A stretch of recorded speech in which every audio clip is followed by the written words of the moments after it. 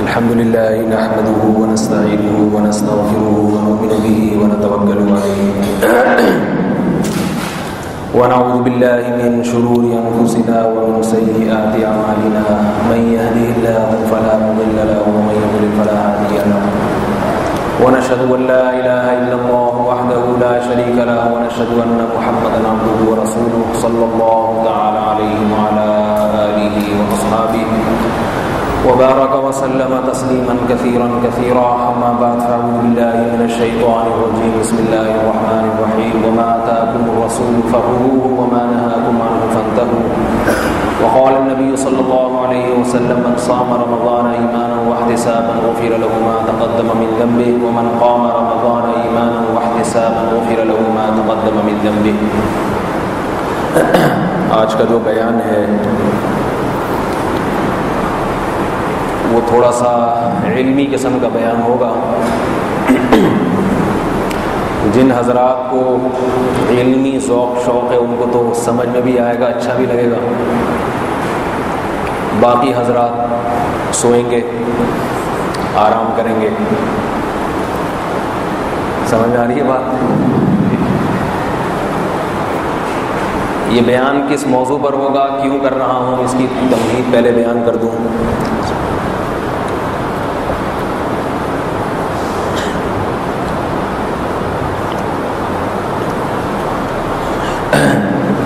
میں تقریباً 6-7 سال سے یہاں تراویح کی نماز پڑھا رہا ہوں. 6-7 سال سے لوگوں کے فون آتے ہیں سعودی عرب سے بھی، یہاں سے بھی، باہر ملکوں سے بھی، کہ مولوی صاحب یہ تراویح کی رکعتیں 8 رکعت ہیں یا 20 رکعت ہیں. ہم بتا دیتے ہیں سادہ جواب، سمپل جواب. کتنی رکعتیں ہیں؟ 20. یہ سمپل جواب ہے، سادہ.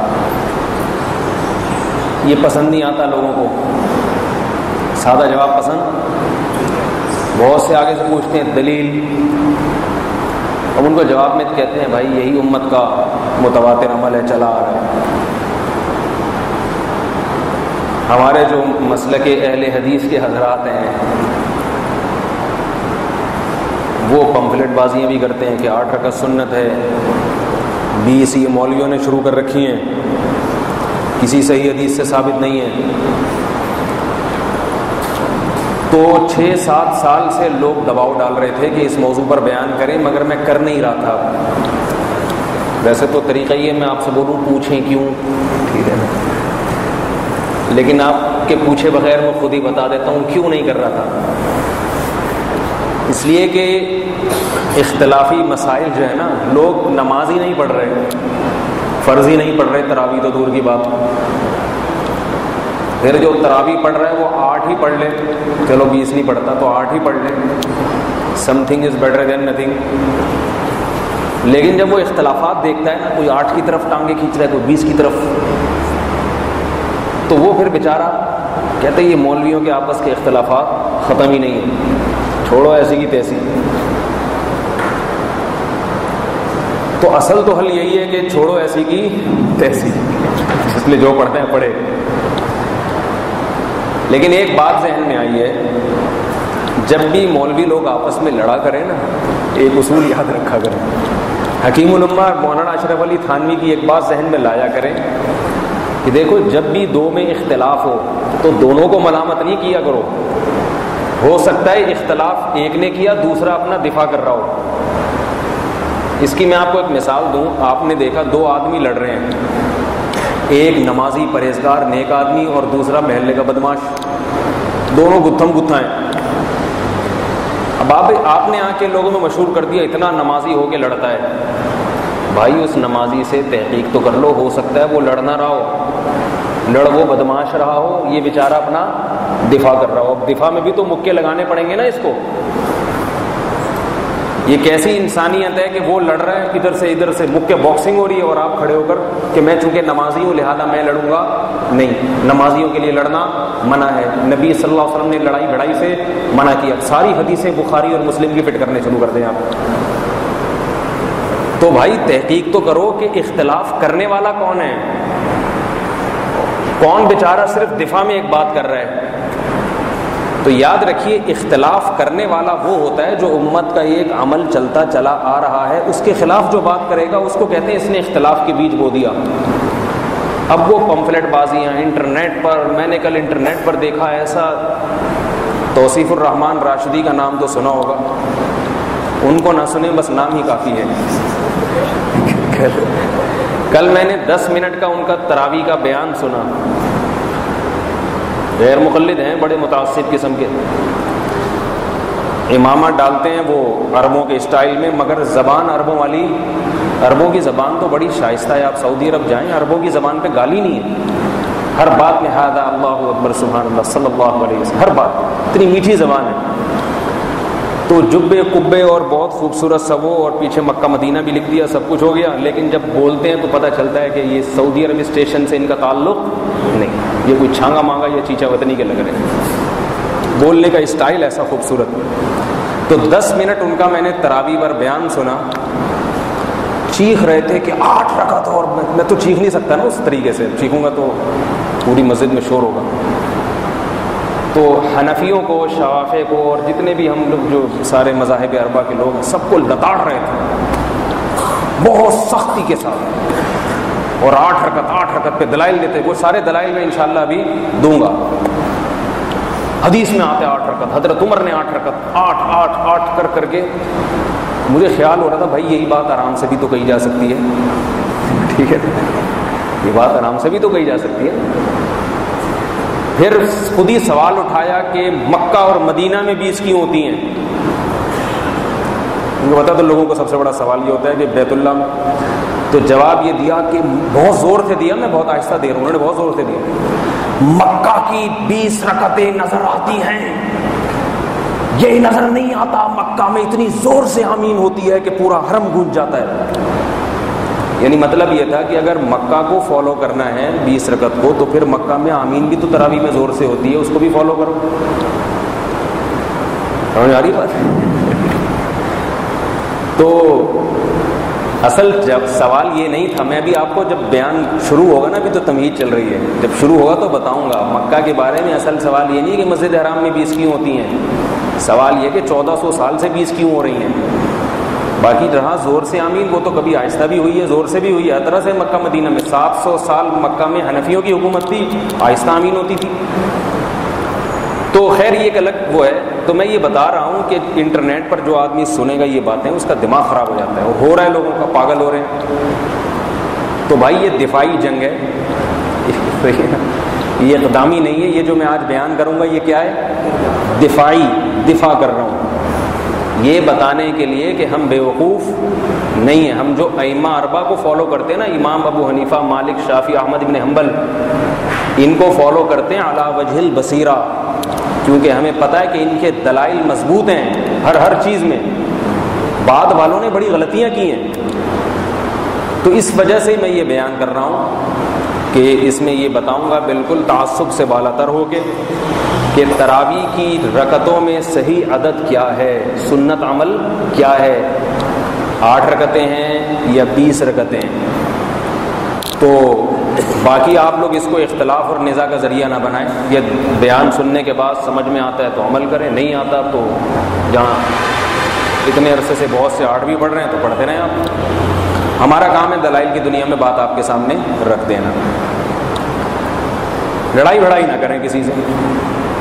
تو پہلے میں آپ کو یہ سمجھ میں آ گیا بیان کس موضوع پر ہوگا؟ اچھا، علمی بیان جو ہے نا، جس میں تحقیقی انسان اپنی تحقیق پیش کرتا ہے، اس میں میرے لیے سب سے بڑا مسئلہ تحقیق کرنا ہے۔ الحمدللہ اتنا بڑا مسئلہ نہیں ہوتا، آج کل تحقیق کے ذرائع بہت آسان ہیں۔ میرے لیے زیادہ جو دماغ میں دباؤ ہوتا ہے اس کو ڈیزائن کرنا، کہ عوام کے سامنے اس کو پیش ایسے کیا جائے سہل انداز میں، عوامی زبان میں، کیونکہ بحث کو جب پیچیدہ بنا دیا جاتا ہے تو بات سمجھ میں نہیں آتی۔ تو میں کوشش کروں گا سہل انداز میں، پنجابی کی مثال ہے گل ویلے دی تے پھل موسم دا، بات مختصر کروں گا، دلیل، مگر دلیل کیا ہوگی؟ مضبوط، جو آسانی سے سمجھ میں آ جائے گی، 2 اور 2 4 کی طرح۔ کتابوں میں زیادہ الجھاؤں گا نہیں آپ کو، سمجھ رہے ہیں؟ تو جو دلیل ذرا پیچیدہ تھی اس کو شروع میں بیان کروں گا، کیونکہ شروع میں دماغ حاضر زیادہ ہے. جو پیچیدہ مسئلہ ہوگا نا اس کو شروع میں، وہ بھی آپ دیکھیں گے پیچیدہ نہیں ہوگا، آپ کو لگے گا کہ جس کو مولوی صاحب پیچیدہ کہہ رہے تھے وہ بھی اتنا پیچیدہ نہیں ہے. اور پھر جو بہت آسان ہے وہ آخر میں، تاکہ آپ کا شوق اور رغبت برقرار رہے. سمجھ رہے ہیں بات؟ تو یہ بیان کس موضوع پر ہے کہ ہمیں صحابہ کرام اور آپ صلی اللہ علیہ وسلم کی سنت میں کیا عمل ملتا ہے، تاکہ آپ جب تراویح پڑھیں تو آپ علی وجہ البصیرہ پڑھیں کہ ہم سنت عمل پر عمل کر رہے ہیں، ہم کو بدعتی نہیں.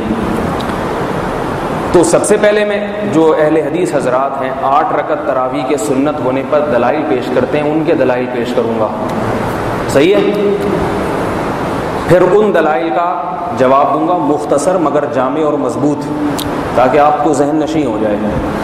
پھر میں اپنے دلائل پیش کروں گا، اور ہمارے دلائل پر انہوں نے جو اعتراضات کیے ان اعتراضات کا بولے بھائی جواب دوں. اور اصول پورے بیان میں یہ رہے گا گل ویلے دی تے پھل موسم کا. بات مختصر ہوگی مگر انشاءاللہ ہوگی مضبوط. اس میں زیادہ اڑی بھی نہیں کروں گا. مثال کے طور پر ایک حدیث اگر ضعیف بن رہی ہے تو خام خواہ میں اڑی کر کے اس کو میں صحیح قرار دینے کی کوشش کروں، یہ بھی نہیں کروں. ضعیف اگر آپ ہماری حدیث کو کہتے ہیں ضعیف ہے تو اگرچہ اس کی تصحیح بھی ہے مگر میں پھر بھی ضعیف مان لوں گا. چلو ایسے مان لیں، چلو ٹھیک، خوش ہو جاؤ، کیونکہ ہمارے پاس اور اتنے دلائل ہیں کہ ہمیں ایسی حدیث سے استدلال موقوف ہی نہیں ہے جس کے صحت اور ضعف میں اختلاف ہو. سمجھ آ رہی ہے بات؟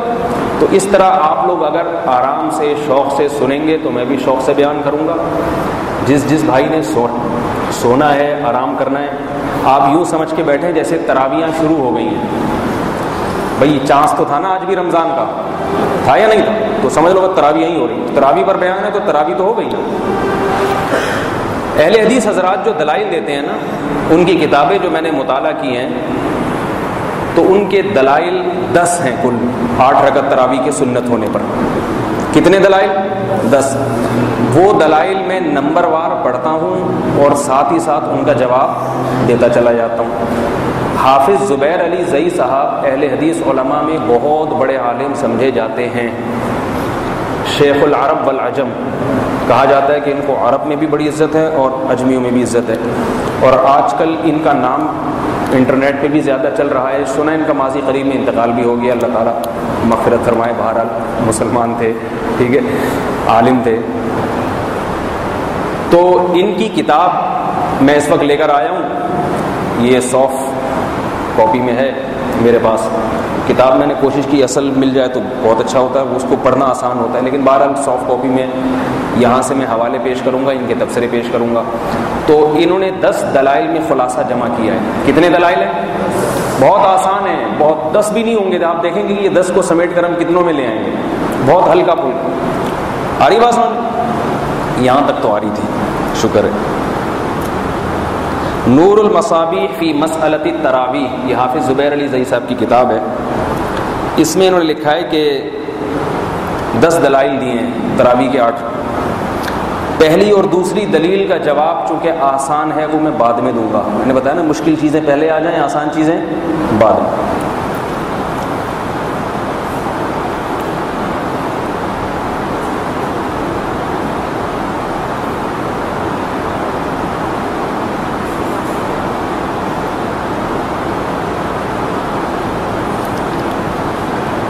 فرماتے ہیں صفحہ نمبر 21، سیدنا ابی بن کعب رضی اللہ عنہ سے روایت ہے. سیدنا ابی نبی صلی اللہ علیہ وسلم سے 2 حدیث پیش کی ہے نا، وہ میں بعد میں بتاتا ہوں آپ کو. 2 حدیثیں انہوں نے آپ صلی اللہ علیہ وسلم کا عمل پیش کیا کہ آپ صلی اللہ علیہ وسلم 8 رکعتیں تراویح پڑھتے تھے. 2 حدیثیں. تیسرے نمبر پہ جو حدیث پیش کی ہے سیدنا جابر ابن عبداللہ الانصاری رضی اللہ عنہ سے روایت ہے. سیدنا جابر ابن عبداللہ الانصاری سے روایت ہے کہ ہمیں رسول اللہ صلی اللہ علیہ وسلم نے رمضان میں نماز پڑھائی. آپ نے 8 رکعتیں اور 3 وتر پڑھے. یہ صحابی رسول کس کا عمل بیان کر رہے ہیں؟ رسول اللہ صلی اللہ علیہ وسلم کا عمل. اس پر خود ہی اعتراض قائم کرتے ہیں کہ علماء احناف اس پر یہ اعتراض کرتے ہیں کہ اس کی سند میں محمد ابن حمید راضی ہے، جس پر محدثین نے کلام کیا، یہ فلاں فلاں اس میں کذاب تھا، دجال تھا، وغیرہ وغیرہ۔ تو آگے اس کا جواب دیا کہ نہیں، اس کی فلاں فلاں فلاں نے توثیق کی ہے اور اس کی مطابقت میں بہت ساری روایتیں موجود ہیں۔ یہ کلام میں نقل اس لیے نہیں کرتا کہ یہ حدیث محمد ابن حمید یہ جو راضی ہے ان پر موقوف نہیں ہے، سمجھ آ رہی بات؟ یہ حدیث ان پر موقوف نہیں ہے۔ یہ جو حدیث ہے حضرت جابر بن عبداللہ الانصاری رضی اللہ تعالی عنہ کی، جس میں آتا ہے کہ رسول اللہ صلی اللہ علیہ وسلم نے 8 رکعت تراویح پڑھائی، اس حدیث میں وہ ذرا دیں پرچہ ادھر۔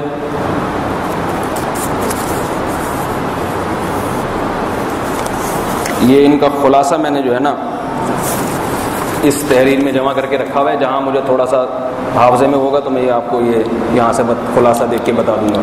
امید ہے انشاءاللہ خلاصے کی ضرورت پیش نہیں آئے گی۔ اس حدیث کا پہلا راوی عیسیٰ ابن جاریہ، جابر ابن عبداللہ الانصاری کی حدیث ہے، اس کا پہلا راوی کون ہے؟ عیسیٰ ابن جاریہ۔ اس کے بارے میں ابو داؤد، امام ابو داؤد سنن ابی داؤد کے مؤلف، امام نسائی، صحیح ہے نا، بہت بڑے جلیل القدر جرح و تعدیل کے امام سمجھے جاتے ہیں۔ یحییٰ ابن معین جرح و تعدیل کے بہت بڑے امام ہیں۔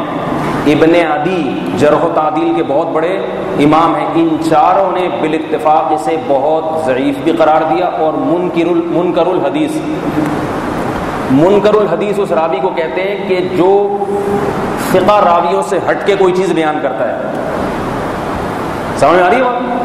ایسا عمل بیان کرتا ہے جو دوسرا کوئی بھی بیان نہیں کر رہا، بلکہ دوسرے اس کی مخالفت کر رہے ہیں۔ اب یہاں زبیر علی زئی صاحب نے یہ پیچیدہ بحث ہے، تو بس تھوڑی دیر کی پیچیدہ ہوگی، اس کے بعد سب آسان ہے۔ تو یہ جو عیسیٰ ابن جاریہ ہے، اس کے بارے میں 4 جلیل القدر جرح و تعدیل کے امام کیا کہتے ہیں کہ یہ ضعیف، لہذا اگر کسی نے اس کی توثیق کی ہے جیسے ابن حبان نے، تو علامہ ابن حبان وغیرہ جیسے حضرات کی توثیق، ان کا اس کو ثقہ قرار دینا ان ائمہ کے مقابلے میں قابل اعتبار نہیں ہے۔ دوسری وجہ یہ بھی ہے کہ اگر یہ حدیث صحیح ہوتی تو اتنے بڑے بڑے ائمہ محدثین، ابن تیمیہ رحمۃ اللہ علیہ ہو گئے، ان میں امام مالک ہو گئے، امام شافعی ہو گئے، احمد ابن حنبل ہو گئے، یہ سارے بڑے بڑے ائمہ اس حدیث کی بنیاد پر آپ صلی اللہ علیہ وسلم کی سنت 8 رکعت کو قرار دیتے، کسی نے بھی اس سے استدلال نہیں کیا۔ سمجھ آ رہی ہے بات؟ تو اس سے معلوم ہوتا ہے کہ جمہور محدثین نے اس پر عمل بھی نہیں کیا ہے، اور بڑے بڑے ائمہ محدثین سے اس کی جرح بھی منقول ہے۔ اس پر اور بھی بہت کچھ کہا جا سکتا ہے، مگر سارا وقت پھر اسی میں صرف ہو جائے گا، شارٹ انداز میں آپ کو بیان کر رہا ہوں۔ دوسری حدیث، اب انہوں نے جو عیسیٰ ابن جاریہ ہے نا، اس پر بحث نہیں کی ہے، وہ دوسرے والے کو، اس سے نیچے والے کو زیادہ چھیڑا ہے، کیونکہ اس کی مطابقت میں دوسرا راوی موجود ہے۔ سوال پیدا ہوتا ہے کہ عیسیٰ ابن جاریہ جو اصل مدار ہے، اس کی مطابقت میں تو کوئی بھی نہیں ہے نا، تو آپ کیسے اس کو جب تک ثقہ نہیں قرار دیا جا سکتا اس وقت تک حدیث قابل قبول نہیں ہو سکتی۔ دوسری حدیث پیش کرتے ہیں، یہ کون سی دلیل ہو گئی؟ دلیل نمبر 3، پہلی 2 کا جواب میں آخر میں دوں گا۔ دلیل نمبر 3، دلیل نمبر 4،